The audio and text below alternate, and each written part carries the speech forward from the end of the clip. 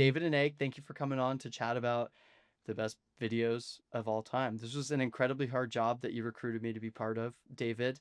Do you want to give us a quick spiel about where this idea came from, either David or Egg, and what it was like to put together a panel, who you were looking for, maybe not names, but just what kind of representation you wanted from the community?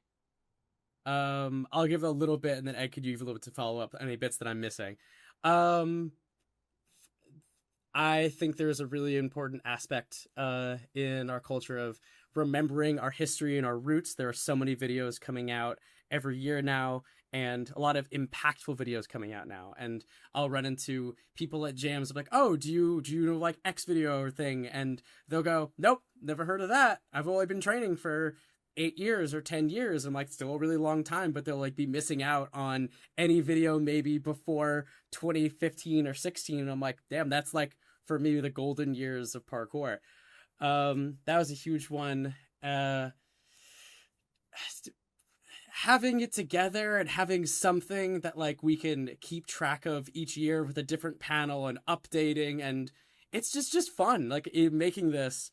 It got me reminiscing of all of those awesome videos that were super impactful during my developmental years, and then how the modern parkour videos all slayed in with them. It was good. Egg. Yeah, it was really fun. It was really challenging. Egg. Oh yeah, I just think it was a great opportunity to kind of nerd out and celebrate our history through video. As you were kind of getting at, Max, there's like a lot of things that could make a video good, for variety of reasons, and I think like yeah, this is just a great moment to kind of look back and reflect of like of all of the many things that have come out, what kind of like stands the test of time for one reason or another. Yeah, and I think as far as criteria goes, everybody, what I really enjoyed is that David and Egg, when you put together this panel, it was very demographically diverse with the styles Mm-hmm. that people had for their own movement, their tastes, like where they came Even into the age. culture, their age, Yeah. exactly, their background in history, like where they're from in the community. And so I think everybody came to it with their own criteria. And I like that you just let us decide what the best 25 meant to us. And for me, when I was picking these, I really wanted to make sure it felt like it was culturally relevant in the sense that it encapsulated either a movement that was being developed and like literally a movement that was being developed, whether that's in style parkour or something like Dylan Baker's Descent, something that felt very new and out there, or a moment that just crystallized where parkour culture was at and potentially Mm-hmm. pushed it forward. Because I think there's two types of best videos. There's the ones that reflect, oh, that's where we were. And that's just the video that captures that moment in the global community. And then there are the videos that are like, that's where we went after that video, the kind of game changing, like turning point videos. And they both had value. And I really wanted to include bits and pieces of both of them on there. But Egg, when you were putting this together, what were some of your criteria? I definitely thought most about kind of cultural impact. There's like I think a variety of ways in which a video could successfully have that, but through my like 15 or so years in parkour, like what sticks out to me is like people came back to this video for a while, even if it maybe has fallen out of favor now that it's been over a decade. Like in the few years around when it came out, like this was kind of a benchmark that people would look to, and um, I don't know, videos that like pushed the sport in a direction, not necessarily just like, oh, this was a harder movement, but like provided a new angle, new framework, new thoughts being expressed. Mm-hmm. Yeah, absolutely. David? Um, when I went into it, similar to both of you, but I had a very difficult time keeping my own bias of nostalgia out of there because I think my most base take ever is Kato 2009 is a community Oh, changing yeah. video. That video got him out of the trap, and the opening shot is him doing dips with another man attached to him. There's so many unspeakably awesome. So he just this perfect Kong gainer in off of a wood deck in the rain. He does I don't think he I does morph still do bomb in the curls and video. weighted dips to try and copy Kato's Yeah. physique from 2009. That's peak goals. Yeah. Or lead like the Leeds community, I think they had like this little golden moment of like making videos where like their videography was absolutely incredible, their vibe was so distinctly them, and that also didn't unfortunately make the list. And so they're just, again, so much nostalgia that I had to remove and look at, like, okay, what was, how impactful the entirety of the video was for the period, was it changing, how was the movement stand the test of time. There's so many bits go into it, and what came out of it in the list is really interesting, and I think it's going to Yeah. cause a little bit of a stir, and I'm kind of excited about that. I'm excited too. And to your point, what you did is that everybody got to pick their top 25 and then kind of collated them, and we picked the ones that crossed over, and each of them were weighted, and you picked the top 25 that essentially had been received the Mm-hmm. most votes. And so same as you, videos like Take My Strong Hand, which I personally feel is one of the best early parkour videos of all time, not on this list. But I think it's tough pill for me to swallow, but I think that there are other videos in that same era that are on this list, and that's where you kind of start to have these conversations around, while it is the best, the best is going to be different for everybody, and I was amazed at some of the ones that made it. I think that also take the placement with a grain of salt, and we'll probably talk about this when we get into it. There are some Mm-hmm. videos that I would strongly argue from my perspective should be way higher up, and some that should be way farther down. But again, that was the interesting thing about getting such a broad perspective from across the community, and where I'm coming at it as more of a sort of historian, or like Mm-hmm. preserver of the culture. It was nice to have some younger athletes on here who were, again, not even aware of some of these videos from before 2015, and seeing what they weight as being valuable to the community now, and what's actually impacted where parkour is at in 2026. So without further ado, let us get into it. Number 25 is Parkour Imaginatively. And I'm kind of amazed Parkour literally also didn't make this list. I would say deservedly Parkour Imaginatively to me did more for the community. This to me, and I'll go to David next. Parkour Imaginatively to me was the first video that really introduced the idea that you could do parkour in a challenging way without doing huge jumps and without taking huge impact. And I think that this style of parkour is still really developing. And I have a feeling that as many of us who are parkour nerds are in the sport for 20 or 30 or 40 years, this is going to be mined much more heavily. And I think that parkour imaginatively is going to be looked back on with even more weight as our community progresses, because it really did discover a style that was very unique at the time. David, I'll go to you.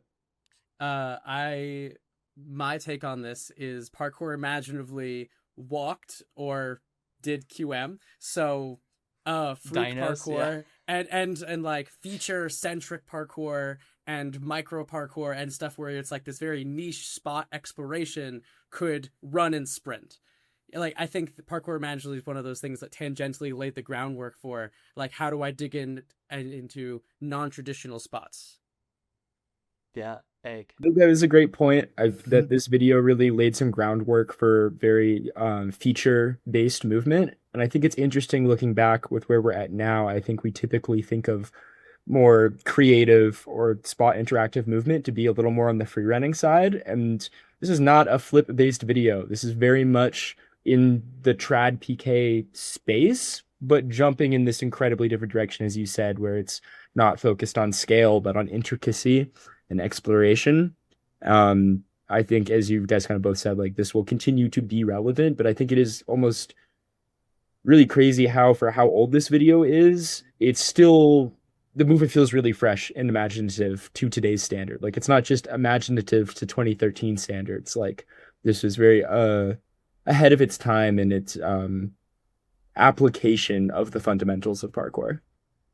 Mm-hmm. Yeah, 100%. 100%. And on the flip side, we're going to move forward on to number 24, almost the polar opposite. This is Hard Tricks time, which for me fell in the prime, like Dodo era Farang, like the early Farang videos, and just came after most of us were watching Russian videos expecting triples into snow every winter. It was a beautiful Christmas season in parkour for a couple years there, where you just hoped that nobody in Russia killed themselves, and you couldn't wait to see what new tricks were going to get thrown into snowdrifts like every December through February. Um, Hard Tricks Time definitely did not appear on my list, but I remember when it came out, it was one of the first videos that felt like it was taking the really intense gymnastic like trick set that the Russian parkour community had and integrating it a little bit more into outside parkour. It wasn't just like giants around a bar and then 2.5 fly away to neck into a snowdrift, but it was actually using parkour spots. And there's still some tumbling and stuff in there, but it did feel like there was a transition from the gym clips, the snow clips, and then Hard Tricks Time. And I'll go to Egg on this one because I feel like you're probably a little bit more close to this one than me and David. Yeah, as being present for the start of the Dodo era in Boston, I think really mirrored what's going on in Hard Tricks Time. This is near and dear to my heart. What I think this video accomplished specifically was raising the bar of execution in this like hard flip based style. Obviously, people have been doing flips and difficult ones for years in parkour, but skills of this level, specifically stuff like double flips, cast folds, dash bombs, they were being executed a lot cleanlier than maybe we had previously seen it. And kind of shifting the like mindset of parkour as a whole of like, wait, these aren't just like crazy raw sends. These are just another trick, just like any other. And with like enough time and practice, like they can um become more controllable and applied in more interesting ways. And so I think this really just kind of set that benchmark for where we were at the time for difficulty and proved to everyone around the world like, yeah, we can land double flips. We don't have to body it into a sand pile. Yeah. Yeah, in a weird way, I feel like it kind of set the template for what we're seeing now with the progression of competitive parkour, where triple flyaway is a only Ellis thing to Jared, Nate, Lincoln, a million kids from Russia and Ukraine and all these other places around the world, suddenly Japan throwing it in competition within 6 to 12 months. And Hard Tricks Time definitely felt like it had that, where it was these forbidden moves, like the forbidden trick set that just got unlocked. And it wasn't just Eric, but it's multiple people opening it up to the rest of the community. David, do you have Well, anything you one wanted to add tiny on note that I one? have to make. I Oh, also yeah. would partially credit this video amongst a couple others from this time of like blasting the hype train of the Castaway. At this moment in time, Yeah. if you were at an open gym somewhere, there was a line of people trying to learn Castaway. 100%. David, did you have anything you wanted to add on this one? Truly not. I feel like I'm yeah, I was doing rail pre during this time. Nah. Hell yeah. So, Well, we'll but we'll but we'll but cut to you awesome for the video. next one. Awesome Please. video, and we'll cut to you for the next one. Number 23 is Kai Willis 2013. And David, I'll let you start off how you felt about this video. It came out and I was like, holy shit, that's got to be the hardest working right leg in parkour. It was like he did a running pre in it that I was like, that's impossible, that's crazy. And then the dive Kong ender thing, I was like, oh my god, no one's ever gonna do that ever again. It was just like this moment in I'm sure in the UK where everyone was like, I can't believe we knew Kai was awesome, but he really just like solidified it even more. Like that was it was crazy. It was, and just this type of I guess maybe the aesthetic didn't really mean much to me at the time, but I was like, what, 2013, so I was like a formative teenager, be like, oh wow, like broody aesthetic type of thing to it. I was like, wow, this is awesome. Was this before or after something in the sky? He had another Letters thing. from the Sky. I think Letters this from the was Sky. I think Letters from the Sky was his 2012 video, but I'm not actually not Okay. 100% sure if it was before or after. They have a very similar vibe. Right. Yeah. Which was, I remember Letters from the Sky being awesome as well. So like Kai Yeah. peak for me at this moment right here. Yeah, those two videos both I just kind of picked which one I thought was harder, and it was the 2013. Egg, what about Mhm. you? I mean, I think it's specifically worth mentioning that there's a couple of pretty iconic IMAX NBDs in this video that are like, they're not like obscure IMAX challenges. Like these are very obvious challenges that had just seemed out of reach up until that point. And even for me at 13 years old, when I was very much not paying much attention to the trad PK side of things, this video was noteworthy to me. Um, I remember being like, damn, I know kind of nothing about jumping far, but this looks like kind of a step forward. And I do have a real appreciation for that kind of moody aesthetic. I think this is a pretty early example of like more effort being shown toward the production value side of things. It's well shot. It's well edited. It has cohesive color grading. Yeah, I definitely a step forward in that capacity. Yeah, it's not a surprise it was a continuation because it's on the Storm Freerun page. And we will talk about Storm Freerun Volume 1, which is on this list, being sort of the primary example of really taking professional approach to parkour video production. This one to me, I also just rewatched it before the podcast. Not only the distance, but I really now remember the impact. This felt like the first video since I saw David Bell, day one parkour, of like, oh shit, you can take that much impact, whether it was the Kong pre at IMAX being done for the first time, the big standing drop pre at IMAX, some of the like drop plyos.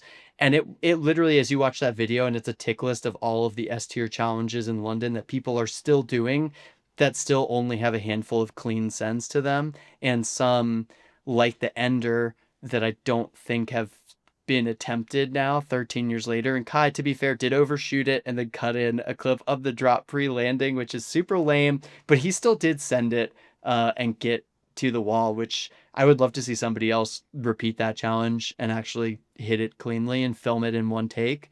But yeah, I think the impact until Dom or Kidori, I don't feel like there's another landmark moment for me that I can think of where I went, wow, you can do technical parkour with that level of impact. Then Hmm. that was really mind blowing, especially because parkour kind of gone away from that impact phase. This is the same year that Imaginatively came out, and I think that those were kind of living on polar opposites in a way as well. Yeah. Next one is near and dear to my heart, and that is going to be Gatecrasher, which I obviously, for those who don't know, I had a big role in getting that off the ground while it was directed and produced by Renee Dombley and Lisa Schneider. I would have probably had this in the top 10 for me for a few reasons. I think it is, and don't quote me on this, but I'm fairly confident it's the most viewed parkour action film in the last 10 years.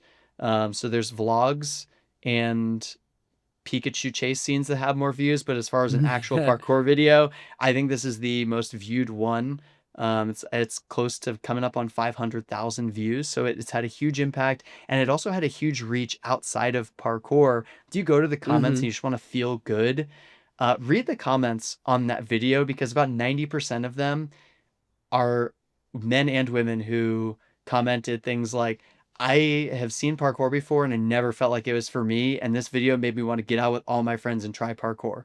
And to me, that's just like the dream cultural impact of any video. And obviously, and maybe not obviously for folks who haven't watched it, but it was also the second all-female cast film in parkour after Queen City, and it was the first one that was like an action film specifically just highlighting a group of only women going super hard with really high production value. So I'll let David talk about why Gatecrasher is on here next. um Huge landmark project for parkour and women's parkour, and for a organizational production standpoint. I think just like the raising the money, getting everything together, traveling around with everyone, just as like that in itself is, I think, just there's also a higher tier level of organization. Like I know all the capstone stuff. There was like, hey, let's get people together to go on like a filming trip. I think Gatecrasher was probably closer to a professionally run production more than anything else being done at the time. Yeah. Egg. And that's absolutely huge. No, I think that's a important point that like parkour getting to a point where we can start to like create media that like couldn't exist without this support. Like so many of the previous examples on this list, like the people would kind of be out there doing this regardless. It just happened to be captured and we're lucky that it was. But oh, this grouping of people having this time to make this thing, it's like this would not happen without the effort being put in on the front end. Another thing that I think is worth mentioning here is I think like one of the pieces that stuck with me the most was showing a little bit more of the kind of like emotional Mm-hmm. undertones to what not just training parkour looks like, but being involved in a big project like this. Like I think as those opportunities become more available in our subculture, I think there is important discussions that need to be had about the pressure that we can put on ourselves when we are given such opportunities. And I think like having, all of these top level athletes kind of be emotionally vulnerable in that capacity was like such a huge and impactful message for me. Yeah, 100%. And I think that resonated a lot in the comments as well. Um, we're really going like opposite to opposite going down this list, which I hadn't realized. Gatecrasher, very feel good, very family friendly watch for the most part. Next up in our list is Delinquents by Owl's Gang, which I absolutely love. I will let David again take this one away first if you want to chat about Owl's Gang. We're at number 21. Okay, so Owl's Gang, I think, is really important group in parkour because of the people that were a part of it, and I think that laid the groundwork for Capstone, and a lot of other like massive stars were like a part of Owl's Gang in general. Pretty influential group, like Oliver Thorpe was a part of it, Sam Carter, Justin Louis, it's just like huge awesome names in Australia. And so even Tim Champion was in Delinquents, and I think he was Mm-hmm. tangentially a part of Owl's Gang in some way. Yeah. Um, I think Owl's Gang had a really awesome thing going for it. Whenever they would shoot a video, there'd always be choreographed shots. So like one person conging one way, and then they had a video where they had the mini tramp and Sam Carter broke his arm, and so it would be Kong off the mini tramp, someone else going this way, and I loved it. It was unexpected and original, and I wish that like in future videos we can maintain some of that like mishmash choreographed movement back. They had like this like to being delinquents. It's I mean a bit redundant for me to say, but it was like not like them doing anything bad, but it was like there was like a rowdiness to it that had like a good raw Yeah. energy that I think is important to as like a street sport for us to maintain. I don't know. Yeah. I'm gonna Incredible. let Egg I talk think about Owl's the Getting incredible. raw energy of the Delinquents. Yeah. For me, this video is on this list for its kind of aesthetic cohesion. I think at this point in time, 2019, parkour videos were still really like, here's my tricks, check them out. And this is like an earlier example for me where there's like not just more thought being put toward video production, but specifically like the artistry of like how can we get a little more playful with like um how we want to like dress, whether we want to do some sort of skit, those sorts of things. There was just like a lot more character brought into this video than maybe other things going on at the time, and I think that landed for a lot of people. There's a lot of cool like practical effects in the editing with like hand drawn elements and um I don't know, it definitely like planted some seeds in my mind of like, wow, like there's so much on the table we can be playing with in the genre of parkour video, and this kind of opened the door, I think, a little bit into thinking about other ways you can create something that's like a cohesive, specific vision through more than just your movement. Yeah, I think it's also worth pointing out that this one felt like the clearest transition from parkour as a martial arts derived subculture to parkour as a action sports derived subculture, where Owl's Gang really tapped into both aesthetically with the music, the vibes, just like smoking cigarettes and taking drops. It felt like a skate or a snow video. It didn't feel like somebody was going to pop up and tell you about the have you heard the good news about our Lord and Savior David Bell and être fort peut être utile? It just was like totally disconnected from that aspect of parkour. And I think for a lot of us, it was a really refreshing change of pace. Um, You the did just next remind one me of isn't, yeah, you go did for just it. remind me of one thing I think is important to note. This might be one of the earliest examples of a purposefully shitty camera. Um, True. which I Yep. think has become kind of a, you know, mainstay in a lot of our subculture's aesthetic in video lately. And I'm Yeah. personally a fan, so I think they were really ahead of the game with that one. Yeah, we all in 2012 would have been dying to have a Canon like 5D, and now we have a better camera than that in our pockets with anyone who has an iPhone 16 or plus, and we don't use it. We just use the like $100 Handycam.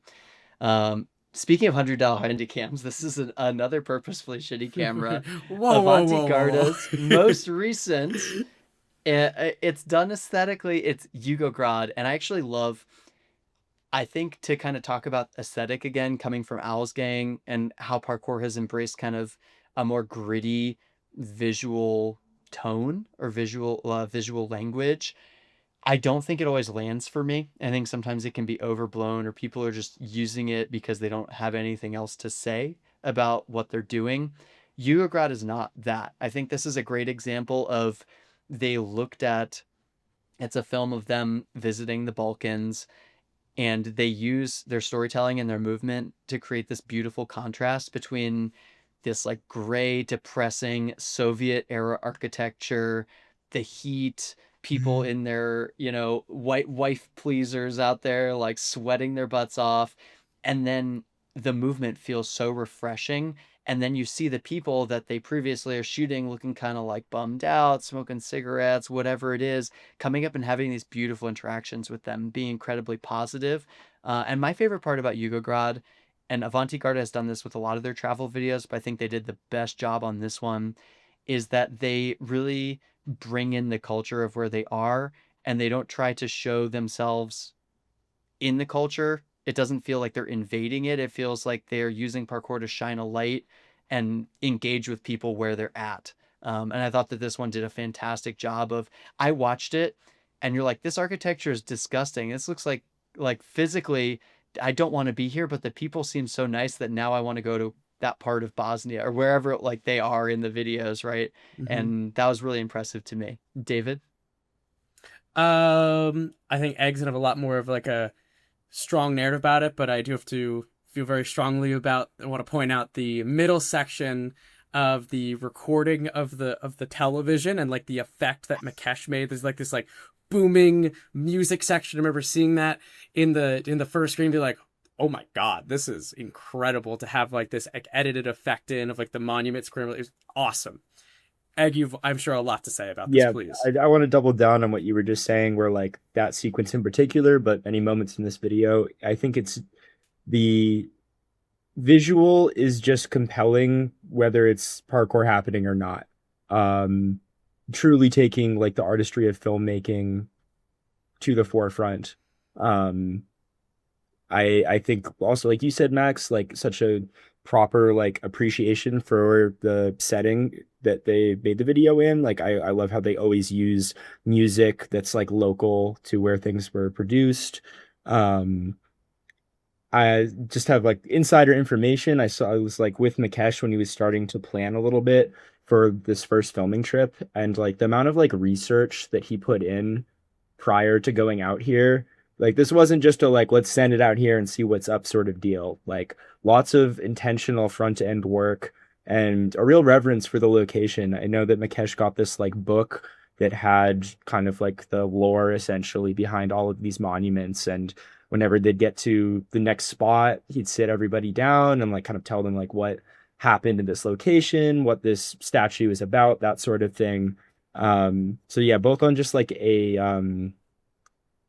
conceptual level and a visual level, like a true example of artistry in the video production end of things. And yeah, Yeah, I think that's a great that it's very easy and you see a lot of this in parkour of the white boys go on an adventure to foreign place trope, and it's very easy to fall into that, and especially going to a place like the Balkans where you just had like one of the most brutal wars in the last 100 years happen 30 years ago. I mean, you can talk to like Sasha who runs Skochi about it and like directly affected the families of everybody who does parkour in that region. Bringing in that level of attention to a region that has a very recent past like that, I really respect that, and I think it comes across in the video. It doesn't come across as a bunch of guys from Chechnya just running around in the Balkans, and this one. is kind of the happy-go-lucky opposite. To kind of do a tonal shift. This is from 2011. It is Galician Urban Project Swimmer Sink. This is actually the video where they introduced Foskey as part of GUP. And in addition to the vibe, that really sticks out to me because Foskey, I think, is just such an iconic athlete. His style really encapsulates, I think, what people loved about Spanish parkour, particularly in that time. The aesthetic of his sweatpants, the reverse faults, the connections, the flow, Mm-hmm. and the overall edit and music. It starts with Sergio from GUP just sitting like drinking a mimosa or something on a beach chair, and it just has this vibe of like friends going out. And watching it back now recently, it is it makes me so nostalgic for the era where you just reached out to somebody on a forum or a Facebook group and said, "Hey, I'm going to be in Galicia tomorrow. Can I crash on your couch?" Like this feels like the encapsulation of that era of parkour to me, where you just could hit up any of these guys on whatever form of social media existed at the time. Mm-hmm. You didn't speak Spanish, they didn't speak English. You'd show up, you'd have a beer, have a siesta, have some lunch, go train for 9 hours, and it would be a great time. And that's what sticks with me or sticks out to me about this video. David? I think uh, GUP needed or GOP needed to make the list somehow. I'm sure there's tons of honorable mentions like that could have been here, but I think GUP encapsulates so much of one part of Europe that is, I'm not gonna say disconnected from the rest of it, but I feel like it's so centrally into itself. Like Spanish parkour, Spain, even going into Italy is so into itself. Mm-hmm. Um, I was saying this last time that we met. It introduced a different type of value system into like instead of I have to do the biggest jump or the hardest trick, how well my connections could be. And that's something when I was like talking to people from Spain is like, oh, like they didn't stick the end of their line. Like what like the was that like as cool? And they're like, no, like it was super efficient and smooth and not only like minimal steps, and that's why it was really cool. And like I don't know, Mm. taking that in is just like a completely separate set of values with training and aesthetic.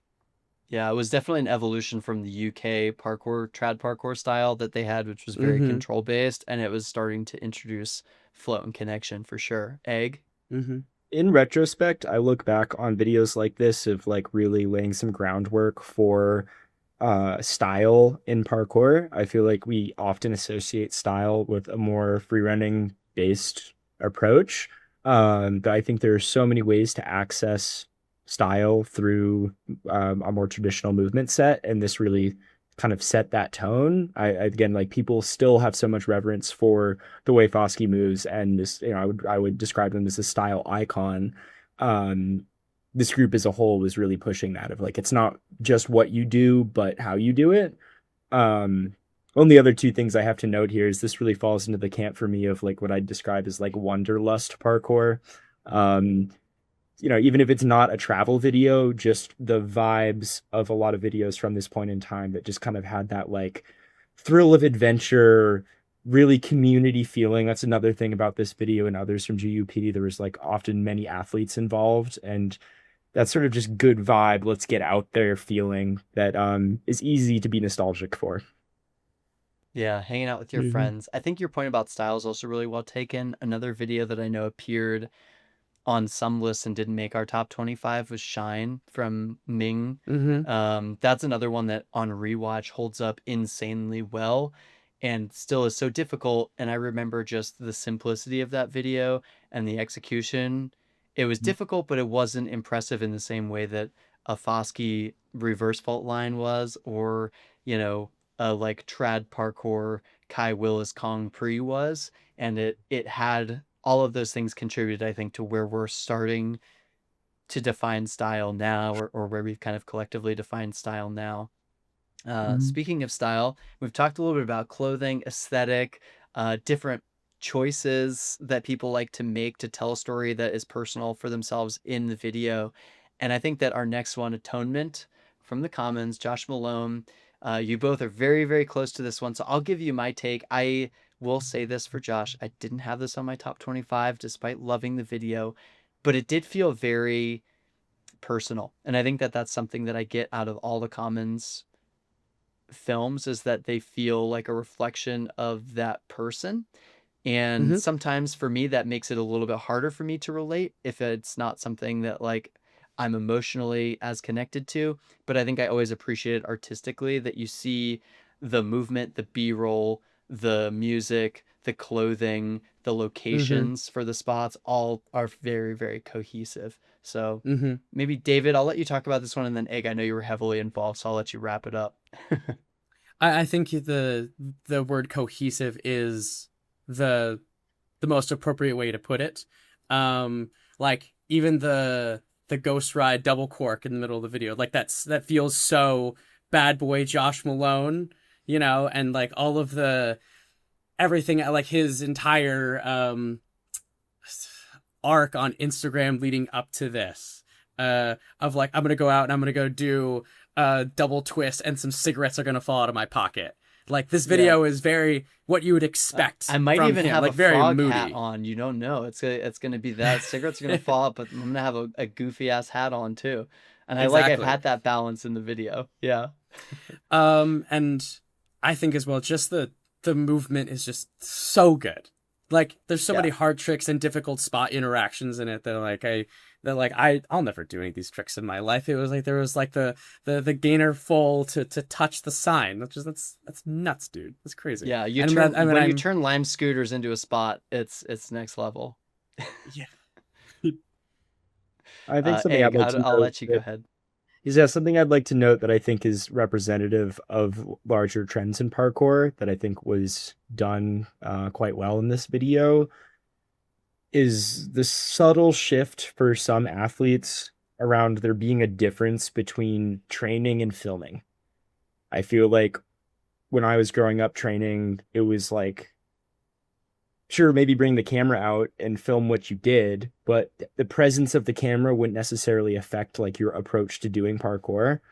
This was like night and day for Josh. Like going out to film this was a very different workflow to just a sesh, with a lot more intention, a lot more of like, this is the plan. We're going here. I want to wear this because it'll look good with this spot. And like, he really approached it with the intensity that he had previously done competitions with, of kind of like taking every filming day as serious as like SPL. Yeah. Um, I think like taking that level of competitiveness and from someone with such a like technical and difficult bag of tricks, and really really wanting to stretch those tricks as far as possible in where he could put them and how to put them together. Like much less of a focus of like what's just like the hardest trick I could do, but what's like one of the harder tricks I can do and put it in the most ridiculous place.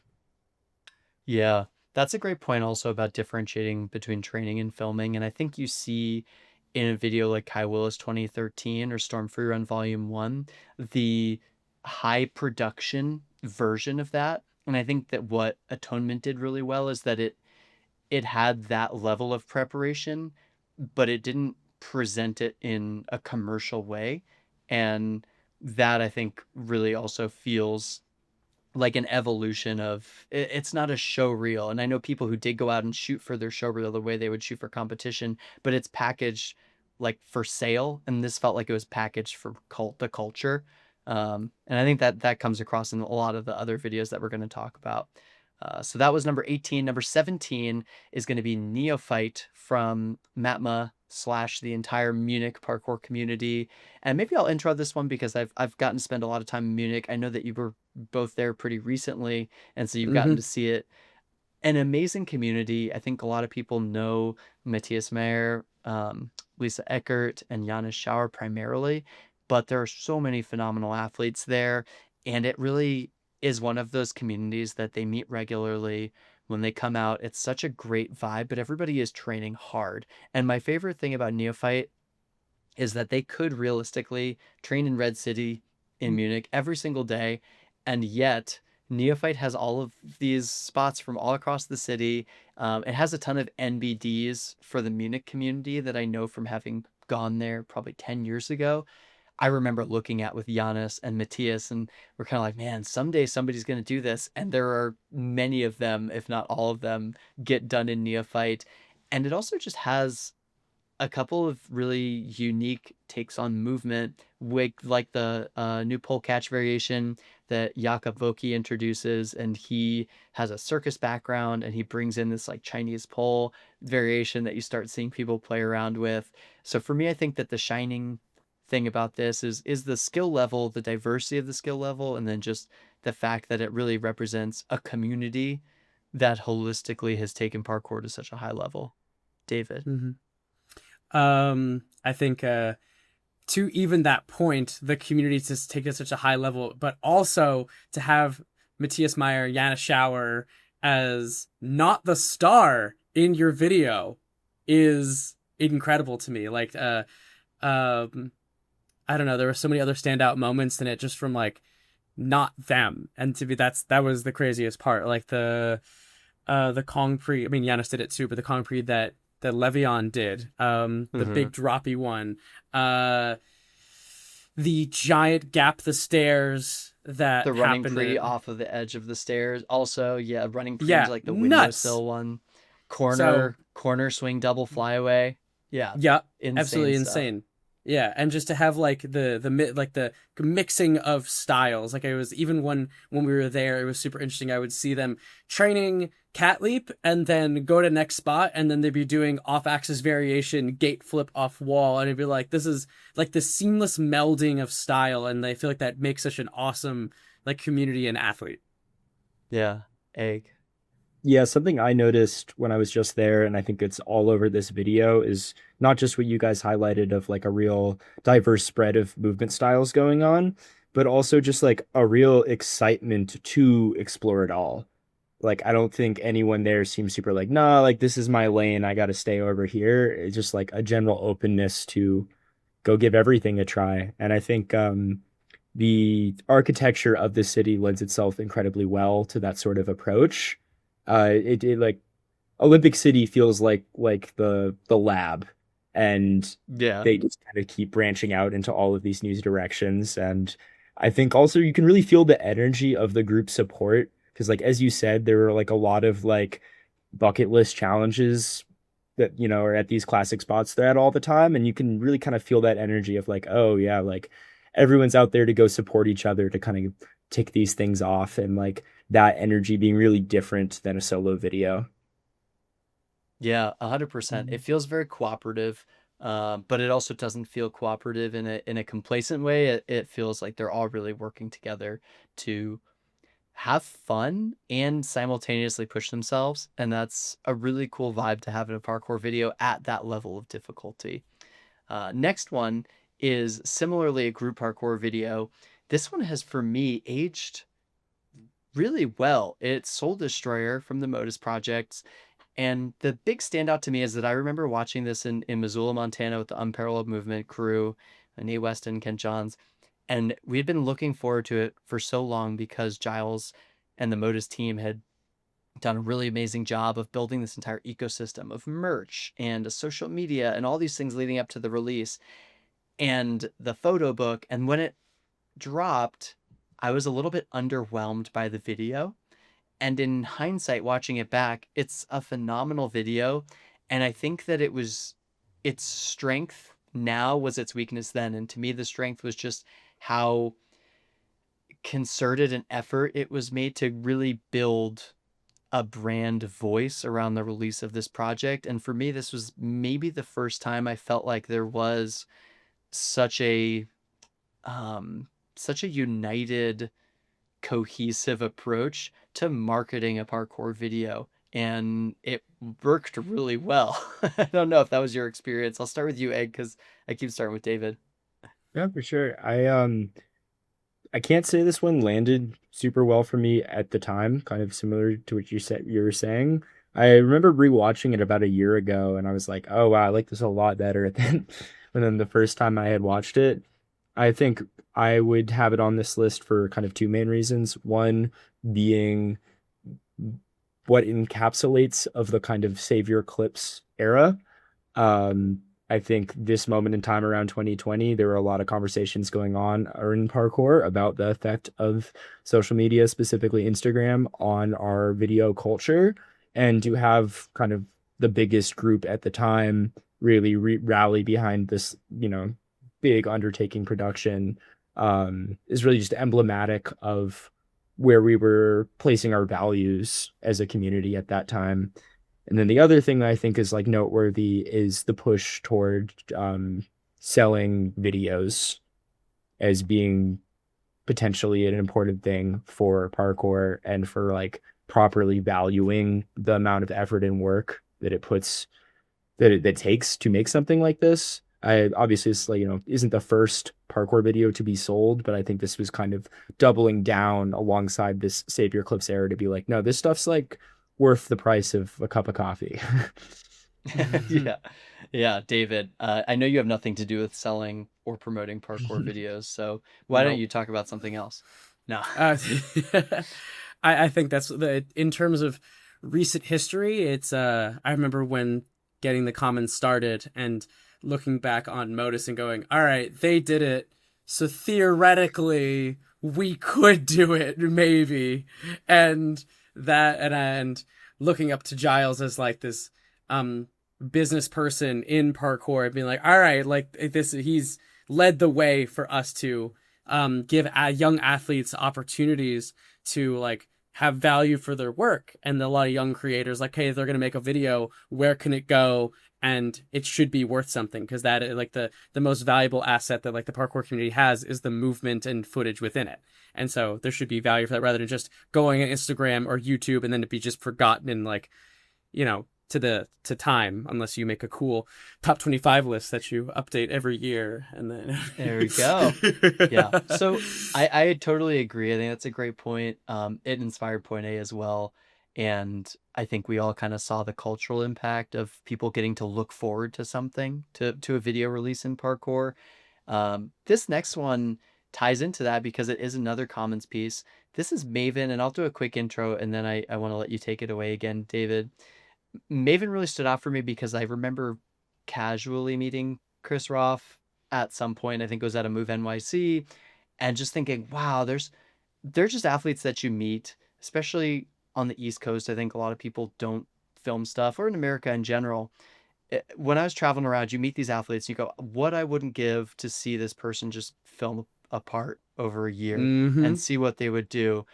And then Maven dropped, and it really put the commons on the map for a lot of people. And I think it Mm-hmm. has also helped reshape the global perspective of American parkour in the international scene, away from no offense to Kalen Chan, but the like Utah Devin Supertramp inspired / Jesse LaFleur inspired vibe to what it is at now, that I think is strongly represented by like Manor in the Commons. And Mm-hmm. that's my intro. I'll let you take it away now, David.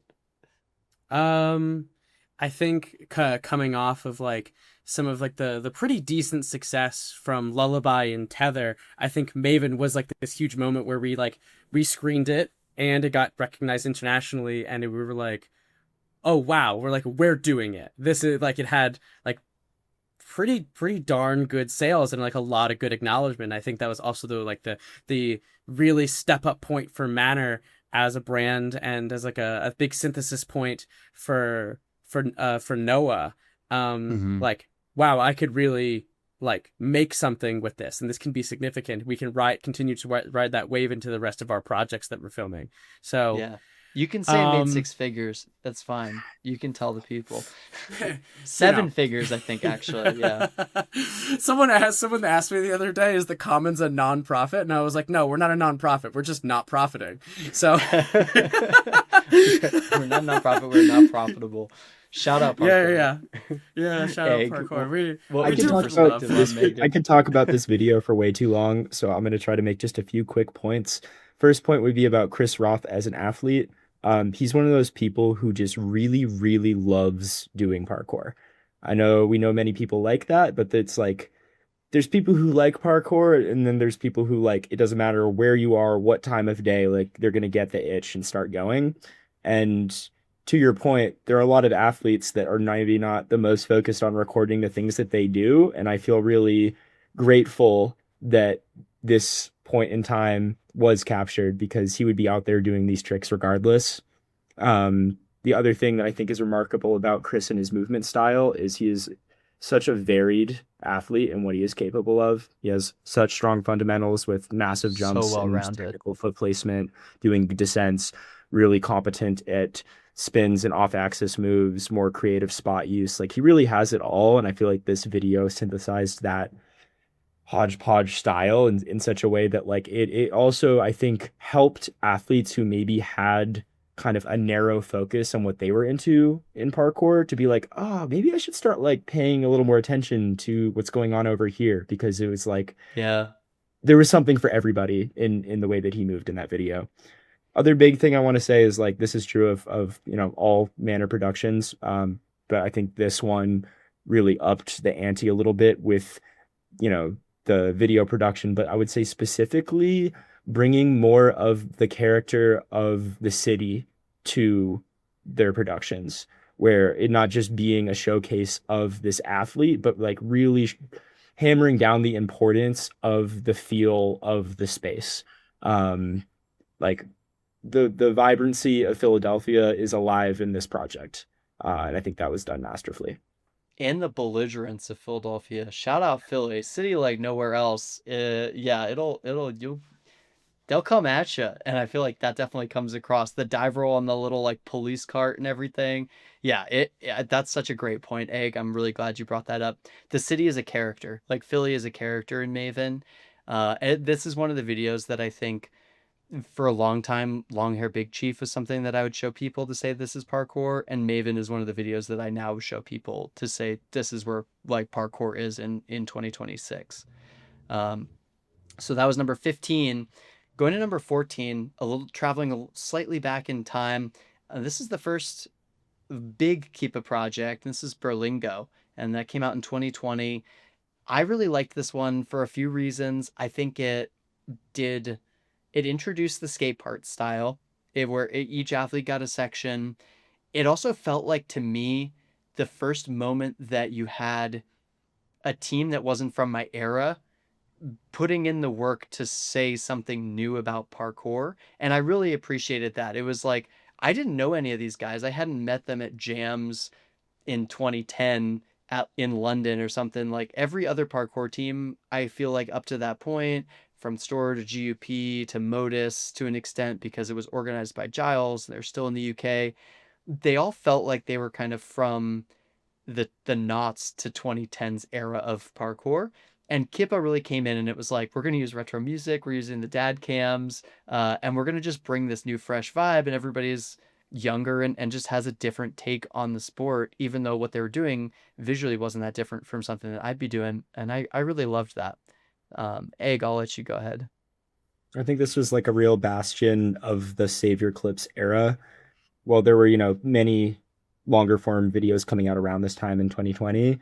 I think this was the one where I saw such a trend after the fact of everybody being like, we got to start working on a big group video and like that energy really coming back. I think this played like a pretty huge role in that. And to your point, like with that kind of skate park style where it's like we're all going to be making kind of solo videos collectively and that being Yeah. also kind of a rallying point for people to like support their homies.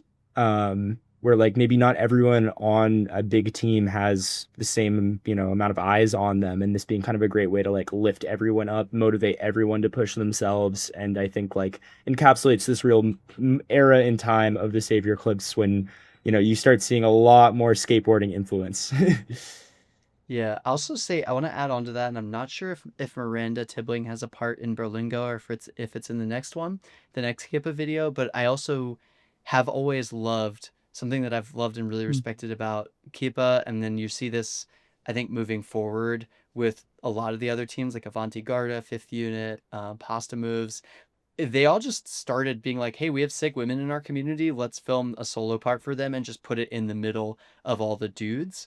And I think it really was very cool to see the next generation normalize like just having a 3 minute to 4 minute part for one of the badass women in their community that's just casually like dropped into the edit. It's not made like nobody makes a big deal out of it. It's just now something that I expect when I watch one of their videos. And I just thought of that, and I'm not sure if that's actually true in Berlingo, um, because I can't remember if Miranda has her part in it. But when Miranda's part was dropped in one of the Kippa videos, I was like, oh hell yeah, that's sick. David.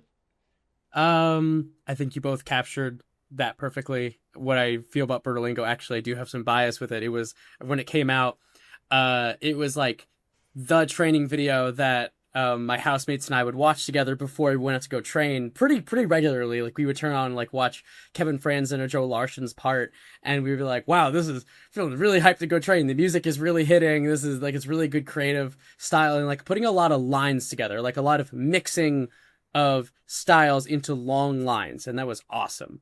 Um, so Yeah. sick. So such a fun video. Yeah, I'm gonna let Egg. I'll intro the next one. This is number 13, and I'm gonna let Egg take over because I know you have a lot of thoughts about this one. This Mm-hmm. is Hazel, and this was released on Modus. And this was an Ethan Root and Noah project as well.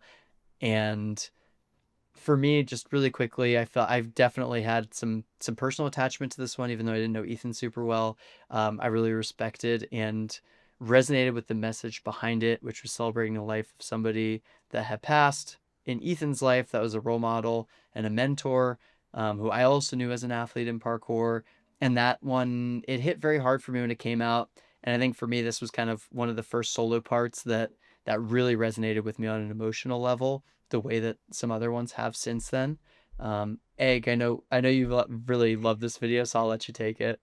Yeah, this is a real personal favorite for me. I would say most impactful video personally of the last 5 years.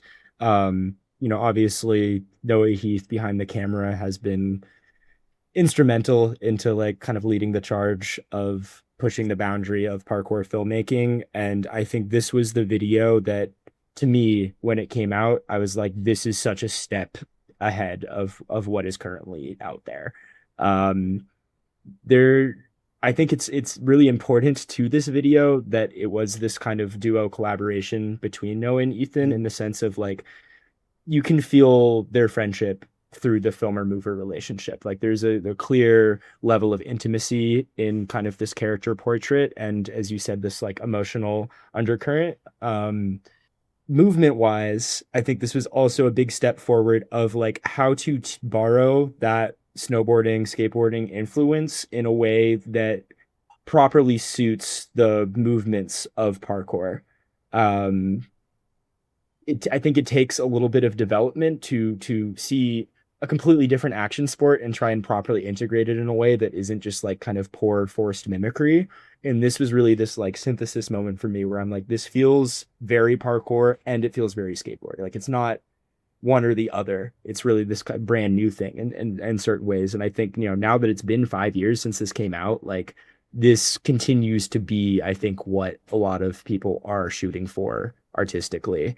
I also find it worth noting that movement wise, like, Ethan is an incredibly talented athlete. And I think prior to this was known a little bit more for slightly more traditionally difficult movements. It really stood out to me at the time. I was like, okay, Modus is selling this video. There's no double fulls in it. Where's the double fulls? And feeling like that was like a powerful statement at the time, that like his ender was an underbar, and that Yeah. being really doubling down on the sentiment of like, it's not what you do, it's how you do it, it's where you do it, the storytelling being essential to what they were trying to accomplish. Yeah, I could gush about this video all day. Yeah. David, would you like to say anything else about Hazel, or do you want to start on our next one? Because I know this one's near and dear for you.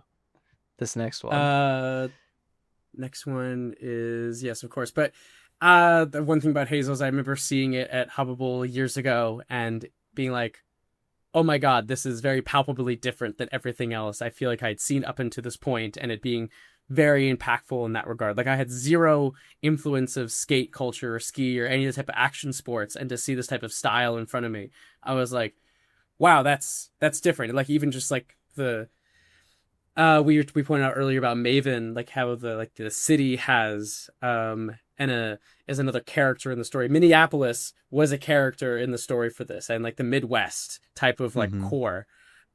So incredibly high regard for Noah and for everything else that Manner's doing now. Yeah. Number Yeah. It was 12. beautiful. Number 12, I've already name dropped it. It's Professor Longhair Big Chief, which I will say it's a little bit of a travesty to me personally that this is number 12, but that's why this is not my top 25. It is a collective group of top 25. Yeah, I already said that this was for many years the video that I showed to anybody who wanted to know what parkour was. David, we were all training together probably every day when this video dropped. So why don't you hmm take it? it's nuts parkour where you get to see really highly technical athletes do choreographed lines across rooftops and really awesome power challenges, all with a fun can do attitude soundtrack and ampersand popping off at the time. Like I had like a good awesome string of videos leading up to this. It was just like this incredible synthesis of the the filmer and the athletes coming together and making a really awesome piece and project. Yeah. Egg, what was your perspective when you I were want to do 12 and this came out? this, like what you were saying earlier. This for a while was what I would show people who didn't know anything about parkour. I was like, this is it. Like big jump over the roof. You're doing it. I think like with more time in retrospect, I'm like, there's a lot of interesting movement choices in this video. Like it's not just very basic Kong pre. Like it is emblematic of the movement trends at the time, but I think like pretty thoughtfully composed lines in here. The other thing I want to note is this is like kind of the gold standard in my mind of a duo video, which I think has remained like an interesting subgenre to me within parkour of kind of how people who train together all the time kind of influence each other's styles and how we're like, we're greater as the sum of our parts sort of thing. Hmm. Yeah. Yeah, it's phenomenal. I think it's cool to see their different styles. Like Kai is a little bit more powerful and is doing all the wall runs and some of the big running prees, and Phil is doing all of the like really intricate strides and speed work. The scale of what was happening in terms of like the difficulty of what they were doing and the height at which they were doing it and the ease at which they were executing to me felt unmatched at the time. It also just integrated the music so perfectly. It's like 2.5 minutes long, and it has a handful of some of like my favorite movement challenges of all time. To me, this is still one of my favorite lines that's ever been done is Phil's cascading like Kong stride pre to lazy vault line at this man in the moon spot in Cambridge. The cast lâché pre or cast lâché to cat that Phil does on a pipe that looks like it's about twice as thick as his hands is still insane. Some of the cat 180 like linked lines in there, the ascension and descension aspect. A lot of it felt like it had been relatively untapped. We'd seen parkour literally, and people put parkour in places where they're vaulting picnic tables. And this was like, this is the dream of how to use parkour in that A to B sense, but combined with Mm-hmm. the technicality of where the British scene had taken parkour from like 2005 to 2012 when this came out. Or was it 2012? Was it Uh, 2010? Even yes. sooner. Yeah. 2010. Well, we are at a great breaking point. We're halfway through our list of the top 25. Thank you all, the listeners and viewers, for watching part one. We're going to reconvene for part two and break down 11 down to number one. So if you have any thoughts about what your top five are, I think we would all be very curious to hear if Long Hair Big Chief is in there. It's in there for me too. I'm sorry that it is not in there, but make your predictions or drop your favorite top five in the comments. I would be very curious to hear what yours are. And Egg and David, thank you all so much for coming on, for chatting about this with me, and for getting this together in the first place. So excited for part two. Thank you so much, Max. Yeah. Thank you. Woohoo!